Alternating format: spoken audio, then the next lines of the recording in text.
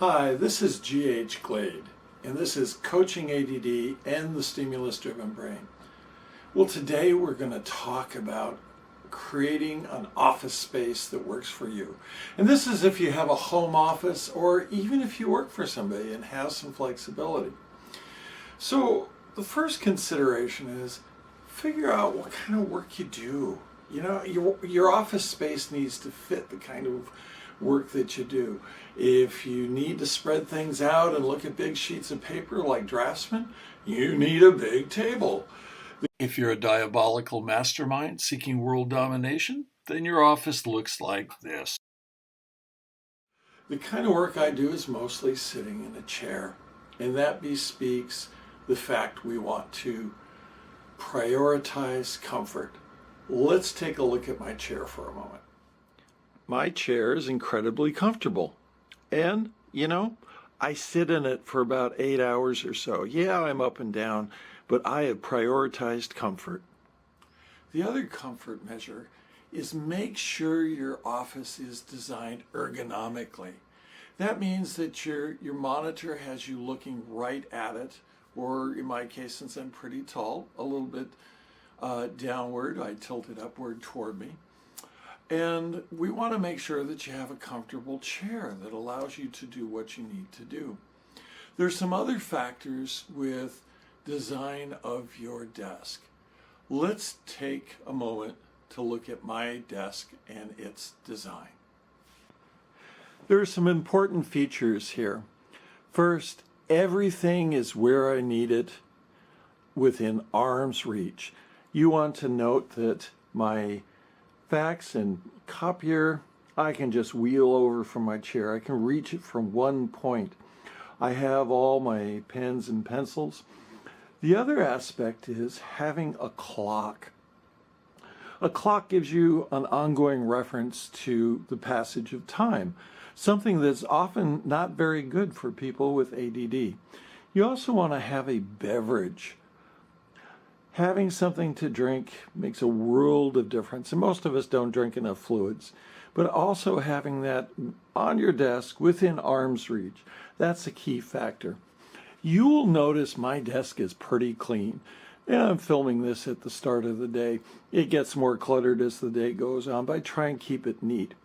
One of the things to remember is that clutter activates the same neurons that physical pain does. There was a study some years ago that noted that people with messy desks are more creative, but didn't take into account other factors. Maybe these were ADD people who are inherently more creative and sometimes inherently more messy. Autonomy in design. Now that's an interesting thing and something. If you're an office manager, I suggest you give your staff as much leeway in design as you can. There was a study in London where they took a relatively small number of workers, but they let them put plants on their desk and pictures, and they found that they were 32% more productive. Having these aspects in your own workspace is going to help your productivity. Hey, science says so. What can I say? The other factor you want to consider is having your workspace near a window. This has several advantages. First, it's a nice thing to look out of when you want to take a break. Second, it gives you exposure to the passage of time, and we are a circadian regulated being, and that's important too.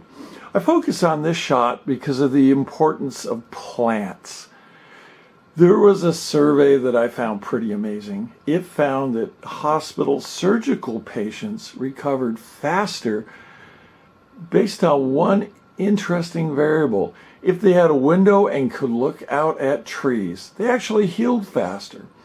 Plants throw a minimal amount of oxygen in the room, but we just connect with plants and they look good in our environment. And if you have great windows, you turn plants into sort of alien space beings. This little guy was actually 4 inches tall when I started. So let's talk about another couple of factors that influence Workspace and really make a difference.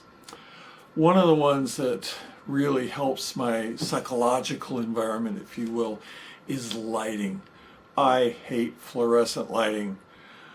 If you have to have fluorescent lighting, find some full spectrum fluorescent bulbs. They're easier on your eyes. Fluorescent lighting has been associated with studies that demonstrate that they increase hyperactivity in young children. I found working in the ER that migraines were more frequent with fluorescent lightings for not just myself, but a lot of other people. I find that kind of lighting pretty oppressive. When you think about lighting, other than natural lighting, think about having indirect lighting. There have been some studies that show that a dimmer environment enhances creativity. There's some other studies, and they aren't replicated widely, that show that a blue-green tonality will increase creativity, while things that are more in the red-orange spectrum enhance attention to detail. Personally, I've never found much in this, and they, as I said, are not widely replicated studies. Now, there have been a few studies on use of scent in the workplace. It's felt that, like color, our sense of smell can powerfully affect our mood, our mindset, and thus our productivity. So consider adding scents to your workspace. You know, it might be a cotton ball in a jar with some essential oils. It might be a candle. Now, some of the research on scent correlates it to type of scent. Pine is thought to increase alertness. Things like cinnamon improve focus, and I always like that as a smell. It reminds me of cookies baking. Lavender has long been indicated as something that helps you relax during a stressful workday. Peppermint is felt to lift your mood, and citrus of any kind tends to wake you up and lift your spirits. And I love a citrus environment when I'm working. There's something about that that just really feels good for me. And I think the bottom line is experiment with this. Look at the impact on how you feel, hence how you think, and go with what you like. That's basically a good rule of thumb. If you like a particular scent in your environment, go with it. It's not going to basically hurt anything, and it may increase your productivity. So once again, this is G.H. Glade for Coaching ADD and the Stimulus-Driven Brain. Thanks for joining me this time. If you like these videos, and I post every Monday, go ahead and hit the subscribe button. And as I always remind people to do, if you find this useful, share it with others. Good information is best passed along. Until next time, we'll see you then.